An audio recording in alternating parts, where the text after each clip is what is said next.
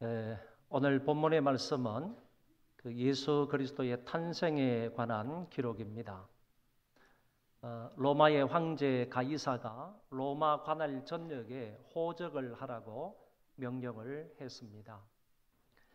요셉도 다윗의 동네가 고향이기 때문에 갈릴리 지역에서 유대 땅으로 여행을 하기 시작을 한 것입니다. 그 여행의 목적은 단순히 호적을 하기 위함이었습니다.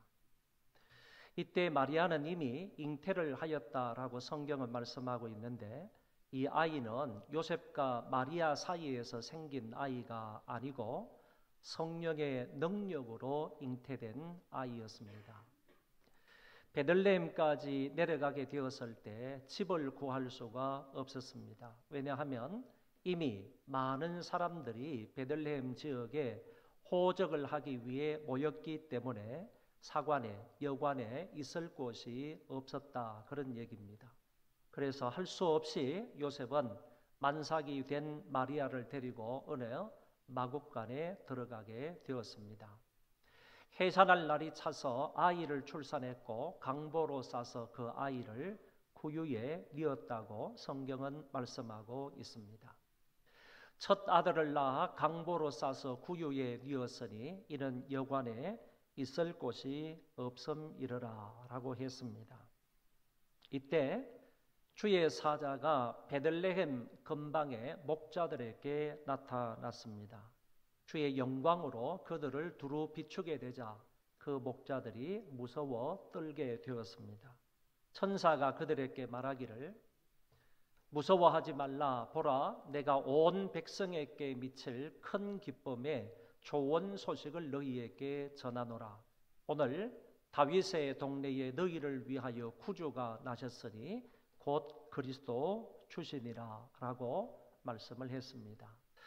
여러분, 여기에 말씀은 베들레헴에 태어나신 그분은 온 세상에 큰 기쁨의 좋은 소식이다, 이렇게 말씀을 하셨습니다. 그러면 온 세상에 미칠 큰 기쁨의 좋은 소식 되시는 그분이 누구냐라고 할 때 바로 그리스도 주라고 오늘 성경은 기록하고 있습니다. 그런데 태어나신 그분이 메시아라는 사실을 어떻게 알 수가 있느냐? 그건 오늘 성경에 있는 것처럼 너희가 가서 강보에 쌓여 구유에 뉘어 있는 아기를 보리니 이것이 너희에게 표적이니라고 말씀을 했습니다. 표적이라는 말이 바로 강보에 쌓여서 구유에 누워 있는 것이 메시아됨의 표적이다, 그런 얘기가 되겠습니다. 강보에 쌓였다 할지라도 그 아이가 방 안에 있으면 그것은 그분은 메시아가 아니라는 얘기고, 강보에 쌓였다 할지라도 그 아이가 어머니 품속에 있으면 그 아이는 메시아가 아니다.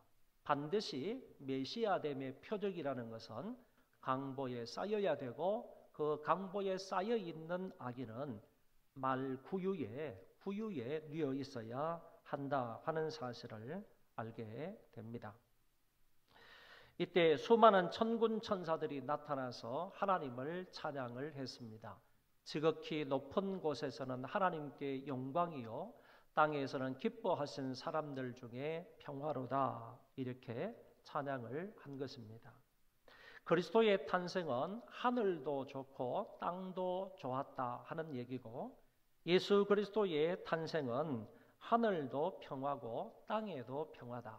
그리스도의 탄생은 하늘도 기쁨이고 이 땅에도 기쁨이다 하는 사실을 천사들이 노래를 한 것입니다. 예수 그리스도는 어제나 오늘이나 앞으로나 우리의 영원한 기쁨의 좋은 소식입니다. 세월이 아무리 흘러도 정치가 바뀌고 경제적 상황이 바뀌고 종교적 자유가 있고 없어도 여전히 그분은 우리의 큰 기쁨이요, 우리의 좋은 소식인 것입니다. 그러므로 천사가 전해준 이 메시지는 가장 합당하고 그리고 중요하고 아름다운 메시지임을 알 수가 있습니다. 6월의 주제가 희락입니다. 기쁘고 즐거운이라는 뜻을 가지고 있다고 말씀을 드렸습니다. 오늘 설교의 제목을 예수 큰 기쁨의 좋은 소식이라고 정했습니다. 탄생에 관한 사실만 전하는 것이 아니고 탄생에 관한 내용을 넘어서 예수 그리스도의 전 생애를 살펴보므로 그 그리스도가 우리에게 어떻게 큰 기쁨의 좋은 소식인지를 함께 살펴보고자 합니다. 먼저는 탄생입니다. 예수님이 탄생하셨을 때는 유대는 로마의 압제 속에서 고통 중에 살았습니다. 물론 그 이전부터 오랜 세월 동안 다른 나라의 지배를 받았던 민족이 유대 민족이었습니다. 수천 년 동안 외세의 지배를 받으면서 큰 고통과 억압 속에 살아갔던 유대 민족이었습니다. 이런 상황 속에서 하나님은 선지자를 통해서 그들에게 지속적으로 말씀하시기를 메시아를 보내주겠다. 메시아가 이 세상에 오게 되면 평화가 있을 것이고 자유가 있을 것이다 라는 말씀을 계속적으로 하셨습니다. 그래서 그 유대 민족은 외세의 억압 속에 살아가면서도 그 메시아를 기다렸던 메시아 대망 사상 속에서 살아가게 되었던 것입니다. 드디어 때가 참에 하나님이 여자의 몸을 통해 메시아를 이 땅에 보내주셨습니다. 천사가 주의 사자가 말하기를 그 메시아를 가리켜 그는 온 세상에 미칠 큰 기쁨의 좋은 소식이라고 말했던 것입니다. 이것은 팔레스틴뿐만 아니라 5대양 6대주 온 세상에 미칠 좋은 소식이라는 것입니다. 우울하고 나쁜 소식이 아닙니다. 큰 기쁨의 좋은 소식입니다. 단순히 좋은 소식이 아니라 큰 기쁨의 좋은 소식이라고 말하고 있습니다. 우리나라 청소년 대표팀이 세네갈을 이긴 것보다도 더 기쁜 아주 큰 기쁨의 좋은 소식이라 이렇게 말할 수 있습니다. 절망의 늪에 빠져 하루하루 고통과 괴로움과 불안 속에 살았던 그들에게 메시아의 탄생은 참으로 기쁘고 좋은 소식이 아닐 수가 없었습니다. 그래서 지금도 사람들은 성탄절이 되면 기쁘다 구주 오셨네 만백성 맞으라 이렇게 노래를 하고 있습니다. 서양에서는 물론 우리나라에서도 지금 가끔씩 이렇게 부르는 사람들이 있습니다. 성탄 계절에 이거는 메리 크리스마스가 아니고 성탄절이 아니라 시즌스 그리팅이라 이렇게 말을 표현하는데 이 시즌스 그리팅이 아니라는 겁니다. 성탄은 단순한 이런 연말연시에 인사 정도 할 수 있는 기쁨으로 인사할 수 있는 이런 정도가 아니라 성탄은 바로 매우 기쁜 성탄절이다 하는 사실을 기억해야 하겠습니다. 두 번째로 그리스도의 고난과 십자가에 대한 내용입니다. 주님은 3년 동안 공생의 사역을 하셨습니다. 많은 핍박과 멸시와 천대를 받으셨습니다. 수염을 뽑히기도 하시고 따귀를 맞기도 하시고 침뱉음을 당하고 조롱을 받으시기도 하셨습니다. 십자가 위에서 양손 양발의 대못을 받으시고 살이 찢기시고 피를 다 흘려 주셨습니다. 죄가 없는 그리스도께서 왜 무엇 때문에 이런 고난을 받으신 것입니까? 하나님의 아들이신 그분께서 무엇 때문에 왜 채찍에 맞으시고 살을 찢으시고 피를 흘리셨다는 말입니까? 그것은 바로 우리의 죄를 용서해 주시기 위함입니다. 그가 찔림은 우리의 허물을 인함이요 그가 상함은 우리의 죄악을 인함이라. 그가 징계를 받음으로 우리가 평화를 누리고 그가 채찍에 맞음으로 우리가 나음을 입었도다. 그와 우리를 대비해서 말씀하고 있는 이 말씀을 볼 때 그가 찔린 것, 그가 상한 것, 그가 징계를 받은 것, 그가 채찍에 맞은 것은 바로 전부 우리 때문이다. 우리의 죄악 때문이다. 우리의 죄를 용서해 주시기 위함이다 라는 사실을 이 구절을 통해서 명확하게 보여주고 있는 것입니다. 주님의 십자가가 우리에게 입힌 큰 은혜는 바로 저와 여러분들의 죄 용서라는 사실입니다. 이 죄는 인간 스스로 결코 해결할 수가 없는 문제입니다. 죄 문제로 인하여서 죽음이 오는 것이고 죽음으로 인하여서 결국 안 믿는 사람은 영원한 지옥에 들어가게 되어 있습니다.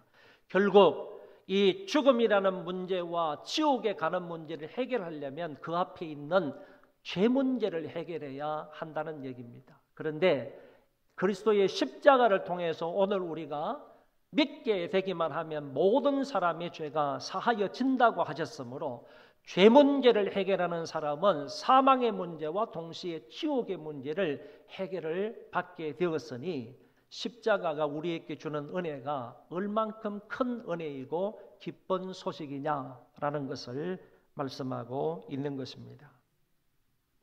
세 번째, 부활입니다. 예수님은 성경대로 죽은 자 가운데서 3일 만에 부활하셨습니다. 이것은 주님이 십자가에서 기절을 했다거나 아니면 육적으로 살아나신 것이 아니라 영적으로 살아나셨다 하는 말이거나 아니면 제자들의 헛소문이 아니라는 얘기입니다. 이거는 역사적으로 주님께서 죽음의 권세를 깨뜨리시고 3일 만에 무덤에서 부활하셨다, 다시 살아나셨다 하는 사실을 말해주고 있습니다. 예수님의 이 부활이 우리에게 유익을 주는데 그것이 무엇입니까? 성경은 두 가지로 밝히고 있습니다. 의롭다함을 얻게 된다고 했습니다. 다시 말하면 바울이 우리에게 말하기를 그분께서 죽으심으로 우리의 죄 용서를 하셨고 뿐만 아니라 그분께서 그리스도께서 부활하심으로 우리를 의롭다고 하셨다, 이렇게 로마서에서 분명하게 밝혀주고 있습니다. 그래서 그리스도의 부활은 우리의 의를 위함이다. 우리를 의롭다 하시기 위해서 죽은 자 가운데서 다시 살아나셨다라고 말씀할 수 있습니다. 뿐만 아니라 우리가 다시 부활할 수 있다는 산 소망을 갖게 하셨습니다. 누구든지 그 부활하신 그리스도에게 접붙임 받은 사람들은, 붙어 있는 사람들은, 그 안에 있는 사람들은 나중에 죽어도 그리스도로 말미암아 다시 살아날 수 있다라는 확실한 소망을 우리에게 주셨다, 그런 얘기입니다. 그러니까 우리는 정말 미래에 대해서 소망이 없던 자들이었고 이 영원한 천국에 관해서 전혀 소망이 없던 자들이었는데 그리스도의 십자가로 죄 용서를 해주시고 뿐만 아니라 그리스도의 부활로 말미암아 우리를 의롭다고 하셨으며 그 영원한 부활에 대한 소망을 가질 수 있게 만들어 주셨다는 사실입니다. 이것을 볼 때에 그리스도의 부활은 그리스도를 믿고 따르는 자들에게 엄청난 은혜와 혜택과 유익을 준다는 사실입니다. 그 다음은 성천에 관하여서 보면 주님은 부활로 40일간 이 땅에 계시면서 부활체를 보이시고 당신이 부활하셨다는 그 부활체를 많은 사람들에게 보이시고 뿐만 아니라 동시에 하나님 나라를 그들에게 가르치셨다고 사도행전 1장에서 말씀을 하셨습니다. 그리고 나서 예수님께서 사람들이 보는 가운데에서 하늘로 성천하셨다고 성경은 가르쳐주고 있습니다. 예수님이 성천하시기 직전에 내가 하늘로 올라가는 것이 너희들에게 더 유익하다 하는 말씀을 하셨습니다.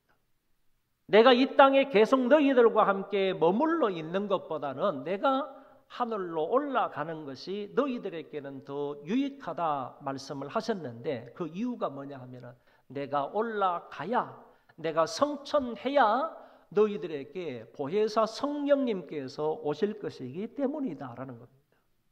내가 올라가게 되면 내 아버지와 함께 너희들에게 보혜사 성령님을 보내주실 것이다.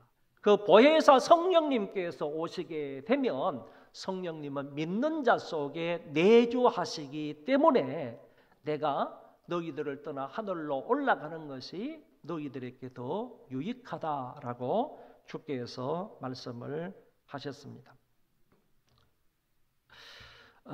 성령님은 이렇게 해서 그리스도께서 성천하심으로 이 땅에 오신 그 성령님께서는 우리 믿는 사람들을 보호해 주시고 그리고 우리를 진리 가운데로 인도해 주시며 말할 수 없는 탄식함으로 우리를 위하여 기도해 주시며 우리를 항상 도와주시기 위해서 옆에 부름을 받고 오신 분이라고 종합적으로 설명할 수 있겠습니다.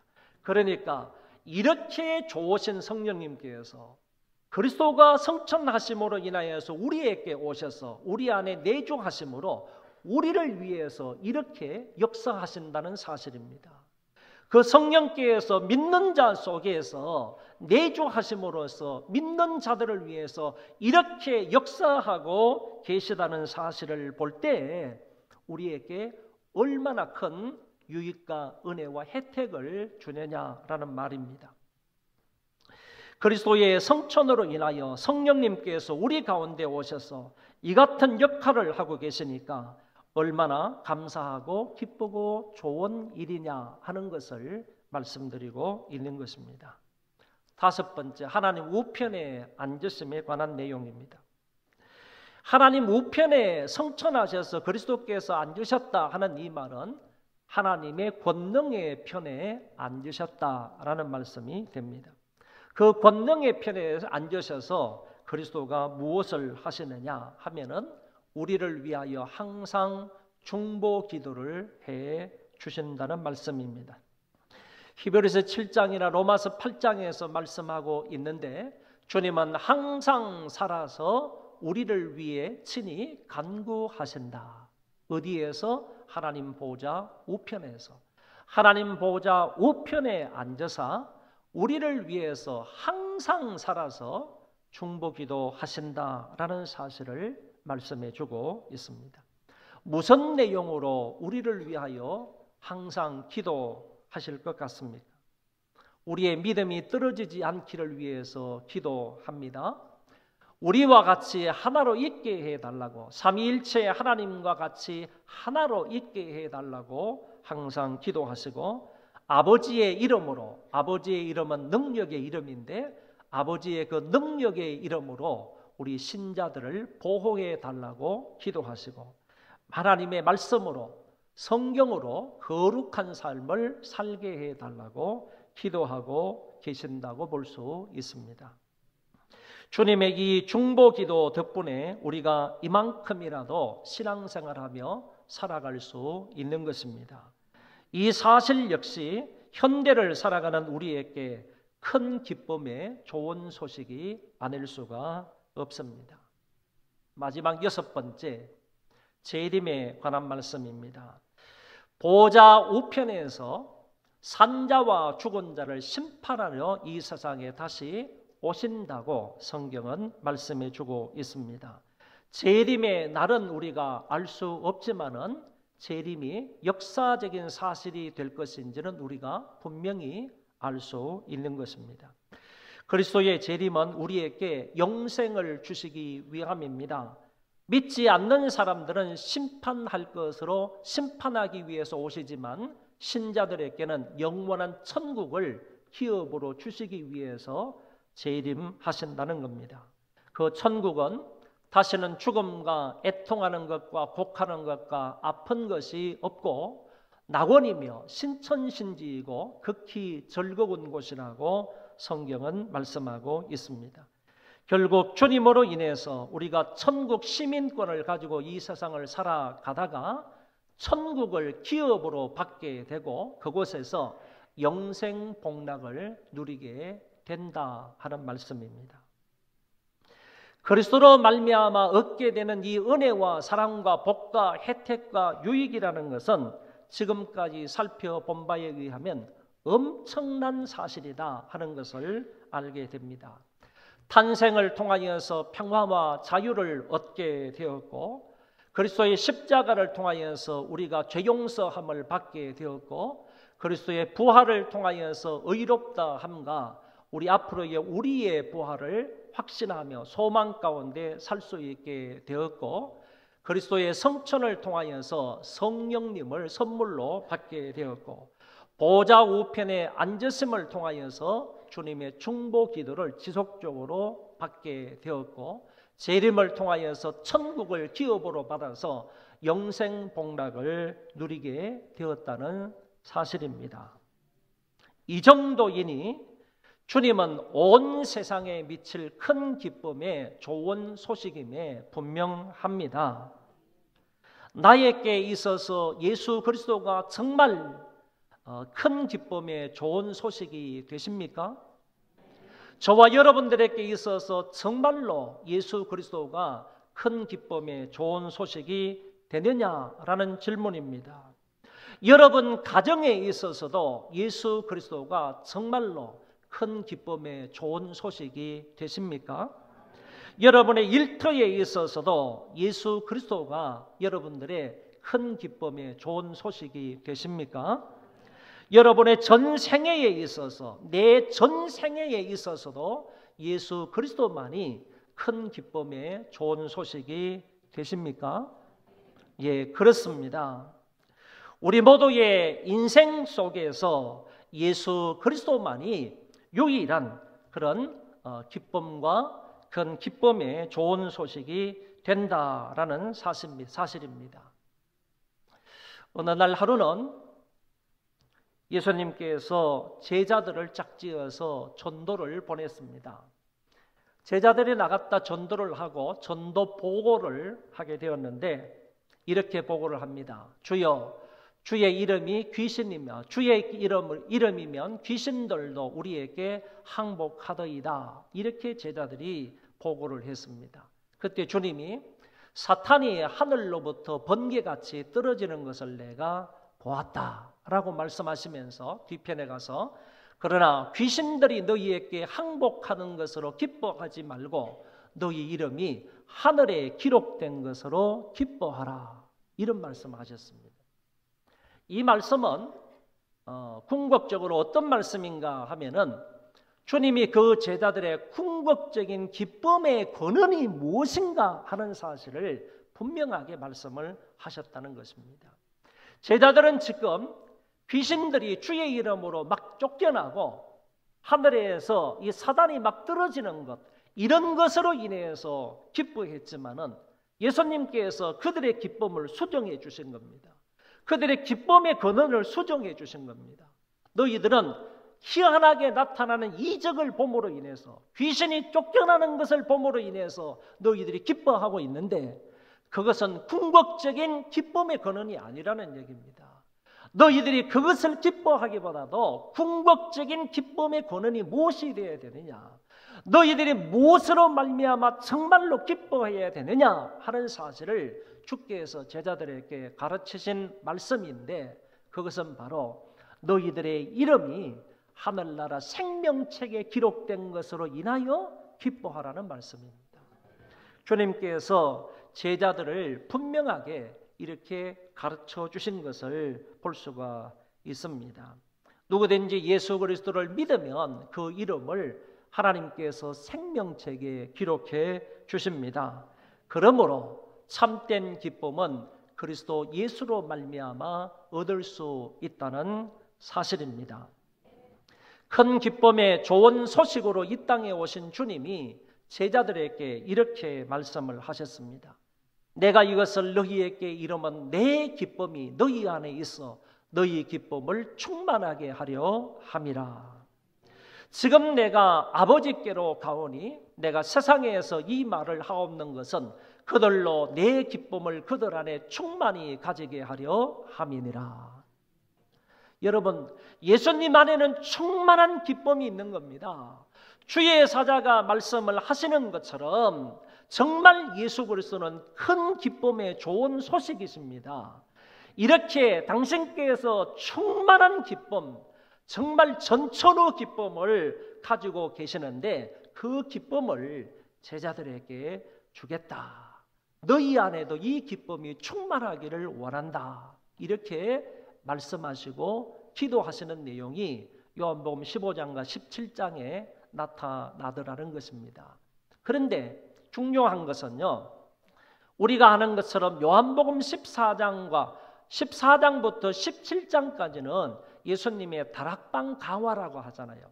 그런데 오늘 본문이, 여기 있는 본문이 15장과 17장이기 때문에 예수님의 다락방 강화 속에 다 들어가는 말씀이라는 거예요. 예를 들어서 다시 말하면 예수님의 다락방 강화의 말씀 가운데에서 예수님께서 이 말씀을 하셨다.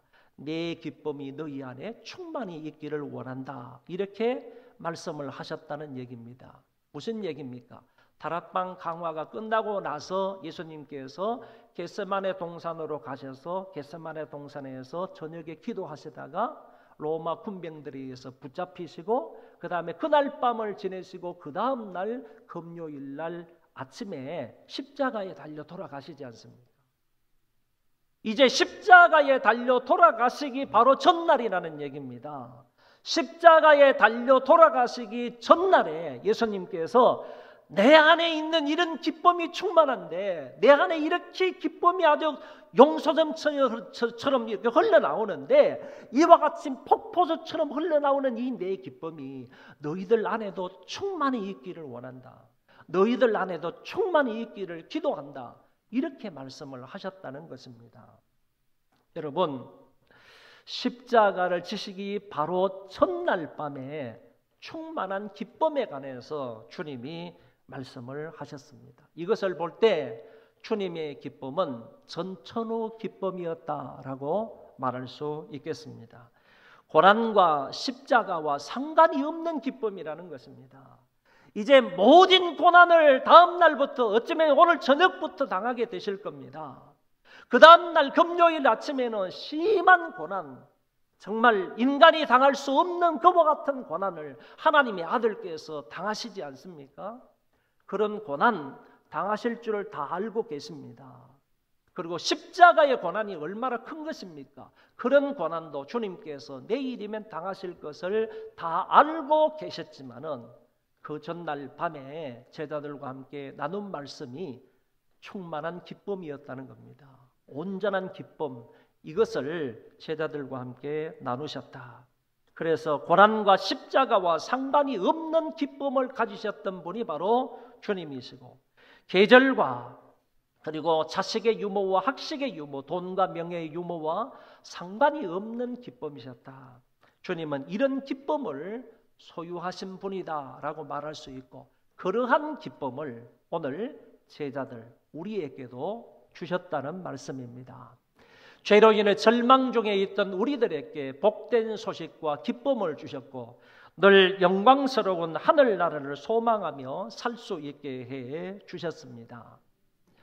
사랑하는 소망교회 성도 여러분, 이 땅은 비록 고난과 어려움, 사건, 사고와 질병, 불안의 연속이지만 그럼에도 불구하고 주님이 주시는 이 전천후 기쁨으로 일평생 살아갈 수 있기를 바랍니다.